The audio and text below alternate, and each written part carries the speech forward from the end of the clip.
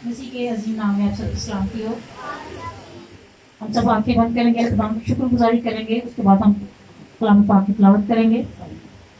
दरबार के खालिक को मालिक अज़ली बादशाह, मैं तेरा शुक्र करती हूँ इस खूबसूरत वक्त के लिए जो तूने हमें एक साल के बाद से फिर अता किया कि हम मिलकर तेरी शुक्रगुजारी कर सके। सुनासी तेरा शुक्र हो। बहुत से ऐसे लोग थे जो आज के दिन को देखना चाहते थे, लेकिन ये तेरा प्यार मोहब्बत है कि तूने आज के दिन के लिए हमें जिंदा रखा ताकि हम तेरे मिलकर तेरे कलाम को सीख सके।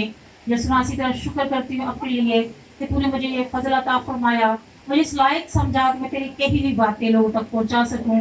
यसुनासी मुझे लफ्ज़ों की तरतीब देना ताकि मैं तेरे लफ्ज़ों को तरतीब से लोगों तक पहुंचा सकूं। उसी के नाम से मांगती हूँ, आमीन। मेरे साथ निकालिएगा लूका 23 बाब उसकी 34 आयत। यीशु ने कहा, ऐ बाप, इनको माफ कर क्योंकि ये नहीं जानते कि क्या करते हैं। मसीह यीशु ने नहायत दुख को सलीब पर बर्दाश्त करते हुए ये कलमा सादर फरमाया।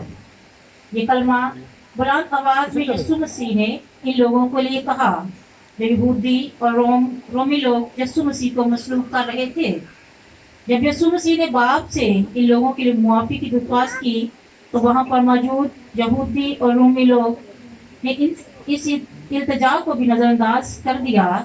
यीशु मसीह को कपड़ों पर पूरा डालने लगे, यानी इस बात का ज़रा भी एहसास नहीं था कि वो यीशु मसीह को मसलूब कर रहे हैं। वो लोग यीशु मसीह पर जुल्म कर रहे थे और यीशु मसीह इन लोगों के लिए अपने बाप से मुआफ़ी की दरख्वास्त कर रहे थे। तरीक हुआ है कि जिस शख्स को मसलूब किया जाता है उस शख्स के मुंह से कभी बरकत नहीं निकलती, लेकिन हमारे यीशु ने इनके लिए बरकत की दुआ की। लेकिन जब यीशु मसीह को मसलूब किया जा रहा था तो यीशु ने इनके लिए मुआफ़ी की दुआ की।